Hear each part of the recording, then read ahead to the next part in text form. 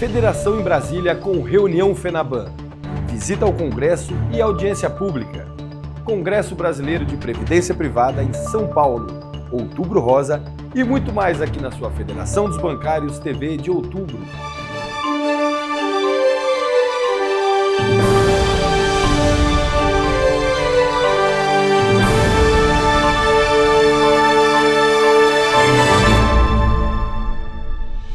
E o presidente Gladir Basso esteve em Brasília com extensa agenda na Contec.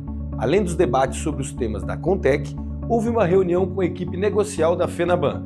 O tema principal foi a saúde dos bancários e também a questão do problema no uso contínuo do papel térmico.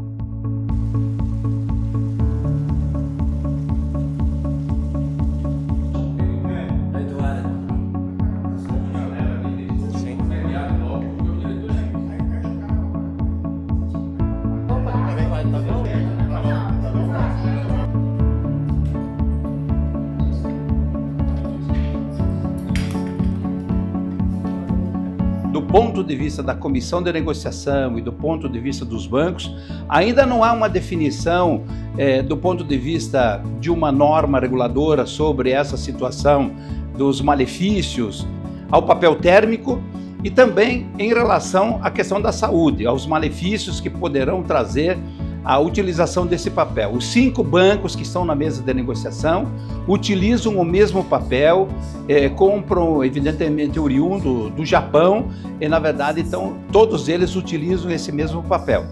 Portanto, então hoje se manteve a continuidade das negociações, a continuidade da busca de informações e de estudos sobre esta matéria. Nós estaremos trabalhando nos próximos dias na busca de novos dados, novas informações, e a sugestão ficou de que a orientação da Contec às federações e os sindicatos é, por enquanto, não procederem ao ajuizamento de ações nesse sentido até que a gente chegue a uma determinada conclusão. Ainda em Brasília, o presidente Gladir Basso esteve no Congresso Nacional visitando gabinetes de deputados sobre a questão da isenção do imposto de renda sobre a PLR. Acompanhe. Estamos aqui em Brasília, na Câmara dos Deputados, a Contec, através da Diretoria de Assuntos Legislativos, o presidente da Contec, Lourenço do Prado, fazendo um trabalho importante, acompanhamento de projetos fundamentais para os bancários e para os trabalhadores. A isenção do imposto de renda sobre a participação de lucros e resultados, cujo projeto já foi aprovado no Senado, tramita aqui na Câmara, já passou por algumas comissões e hoje ele se encontra na Comissão de Tributação e Finanças, onde a relatora é a deputada Laura Carneiro, do Rio de Janeiro. Então nós estivemos aqui conversando, vendo agora a marcação dessa sessão que vai acompanhar e tramitar o projeto nessa comissão, porque na sequência, com certeza, nós teremos outros desdobramentos. Também estivemos aqui conversando com a deputada Luísa Canziani, que é responsável pela discussão da inteligência artificial, discussão que tramita dentro do Congresso Nacional, onde nós teremos aí, a Contec tem justamente a ideia de elaborar e montar uma audiência pública para discutir esse assunto que é extremamente importante, que pode trazer reflexos importantes para a categoria, não só dos bancários, de outras categorias. A Contec, as federações e os sindicatos têm a grande preocupação da manutenção dos empregos no sistema financeiro nacional. E continuando em Brasília, o diretor dos assuntos da Caixa na Federação e presidente da FENASEF, Valfrido Oliveira, foi convidado a falar em audiência pública no Senado Federal, sobre o tema da isenção dos impostos de renda sobre os equacionamentos. Acompanhe.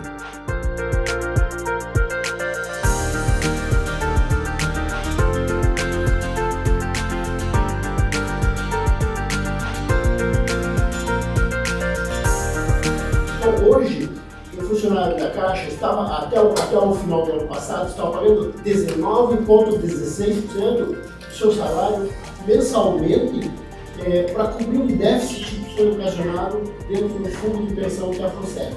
Pago e devolvo o dinheiro 25 25, 30, 40, em alguns casos, muito mais do que isso, mais de 50% do que eu tinha direito a receber, para amortizar, para ajudar a recuperar solvência produzida por má gestão, como foi salientado aqui, tanto pelo Gilfredo, e pessoas que eu não nomeei. Olá pessoal do Paraná aí, estamos aqui no Senado Federal. Hoje, dia 16, nós viemos numa audiência pública onde está se discutindo a questão do imposto de renda, mais especificamente o PL 1087, sob a relatoria do senador Renan Calheiros. E nós estivemos aqui para colocar as nossas reivindicações, inclusão de emendas pelo senador Esperidião Amin, onde não limita a isenção de 12%, da isenção total, até porque a Receita não é competente para julgar esses casos, porque os déficits não podem ser previstos. A Receita Federal não tem como prever, assim como ela não previu a nossa redução de 19,16 para 10,8 que aconteceu. E, no entanto, ela diz que isso é uma perda de receita. Não é uma perda de receita, porque ela não tem competência para isso. Mas é importante que vocês fiquem ligados nas nossas redes, na nossa TV da FEB Paraná, e nós vamos dar mais informações para vocês. Estamos aí lutando pelos direitos dos trabalhadores bancários e bancárias do Paraná e do Brasil todo. Valeu? Um abraço.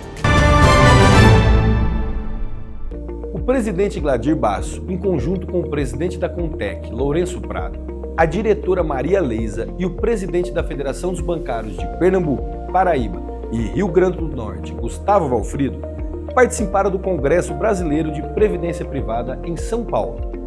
Foram 3 dias de intensas palestras e muito conteúdo relacionado aos fundos de pensão. Mais do que apresentar propostas, o Congresso reforçou a importância da articulação entre governo, entidades e sociedade civil para ampliar o alcance da Previdência como um instrumento de cidadania.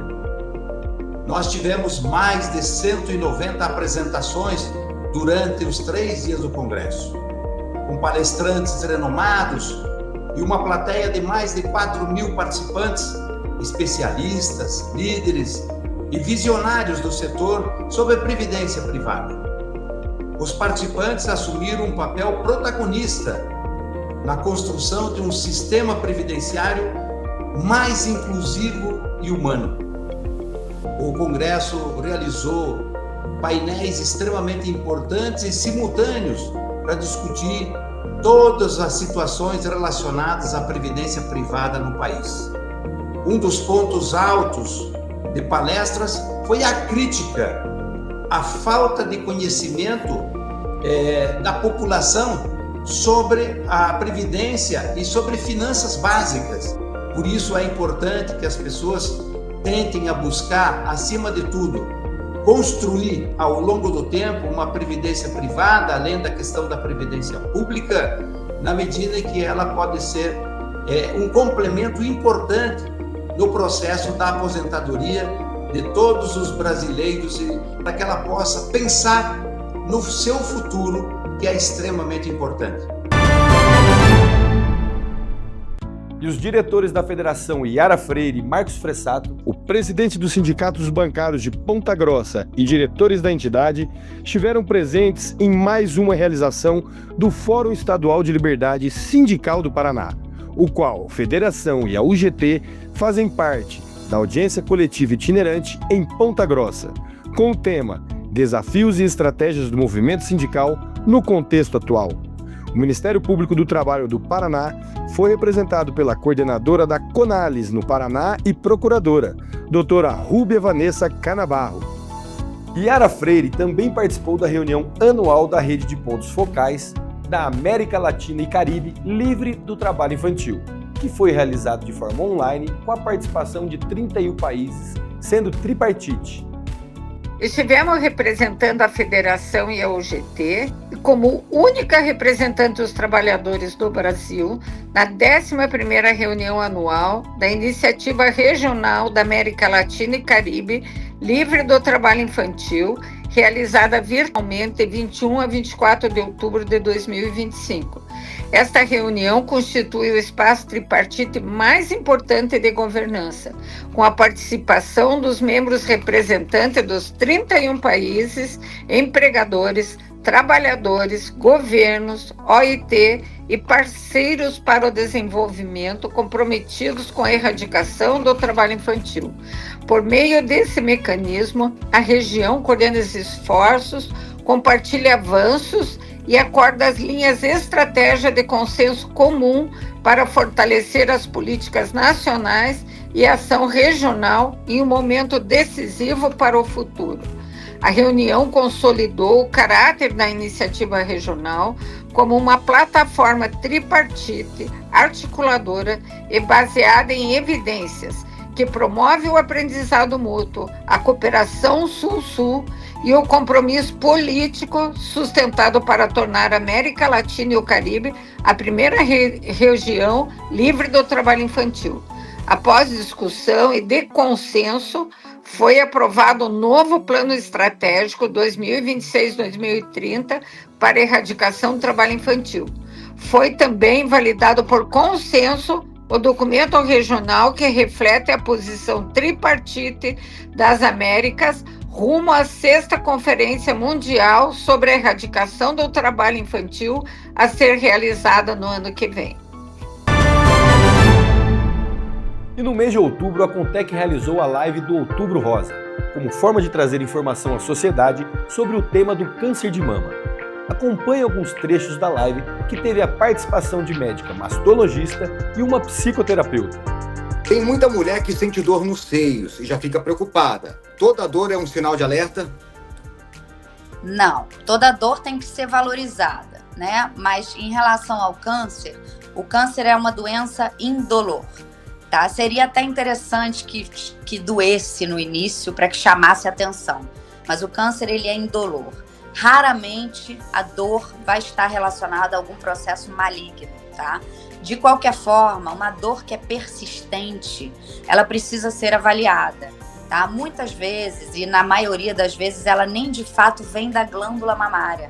Ela pode vir das estruturas que estão ao redor, então da musculatura, das articulações que estão nessa área, muitas vezes até processos, por exemplo, de lesões de coluna, hérnia de disco, hérnias cervicais, podem refletir na mama, herpes zoster. A gente tem uma série de doenças que não são malignas, mas que comumente geram a dor mamária.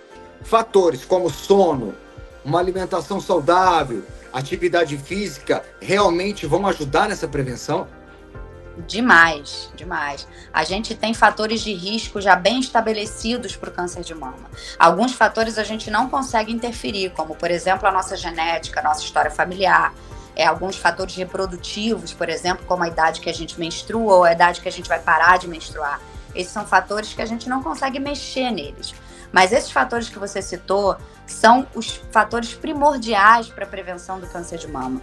São fatores de risco importantíssimos: o sedentarismo, a obesidade ou sobrepeso, uma alimentação rica em gorduras saturadas, uma alimentação que a gente chama de inflamatória, aquela que tem muita gordura, muito açúcar, industrializados, né? Essa alimentação é maléfica, tá? Embutidos, álcool, bebida alcoólica. Então, esses fatores já são muito bem linkados, né, muito bem relacionados ao surgimento do câncer de mama. Como que as empresas e os colegas podem acolher o retorno ao trabalho com sensibilidade e empatia? Todo mundo, quando as pessoas voltam ao trabalho, né, normal, todo mundo ir e falar assim: e aí, como é que você tá? E aí, como é que foi? Nossa, você tá melhor, olha como você tá muito melhor agora, nossa, você já voltou a tudo. Só que existe uma ruptura emocional nessa pessoa na hora que ela volta. Tanto na hora que ela se afasta, quanto quando ela volta, que é o seguinte: ela tinha uma rotina estabelecida antes, aí ela se afasta, ela muda totalmente quem ela é, porque entra numa rotina de medicação, de tratamento, e de toda uma mudança com a família, com as outras, do que pode e que não pode. Quando ela volta ao trabalho, ela volta com uma ruptura de identidade, porque antes ela não podia fazer nada, e efetivamente a partir daquele momento que ela volta ao trabalho é como se ela pudesse fazer tudo.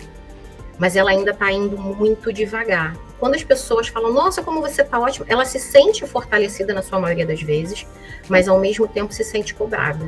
Então, assim, as pessoas vão chegar e vão perguntar e vão querer saber. Então, é importante, nesse início, na volta do trabalho, a empresa entenda que a volta não vai ser tão rápida na produtividade, porque existe um processo ali de ajuste da retomada do trabalho. Os amigos, lógico, vão querer falar, mas eu vou pedir uma coisa com muito carinho, muita empatia. Não pergunte sobre as coisas ruins. Pergunte sobre o que ela quer fazer dali para frente. Porque o que já foi, já foi. Às vezes você pergunta, mas como é que foi? Como é que foi a químio? Como é que foi a rádio? Como é que foi? E aí, quando você perdeu o cabelo? Às vezes a pessoa fala assim, eu não quero falar sobre isso, está me levando de volta para uma dor. Então, assim, o que vai ser dali para frente? Porque ela está criando uma nova identidade de quem ela é como pessoa. E essa foi a Federação dos Bancários TV de outubro. Compartilhe com seus colegas e apoie o nosso trabalho.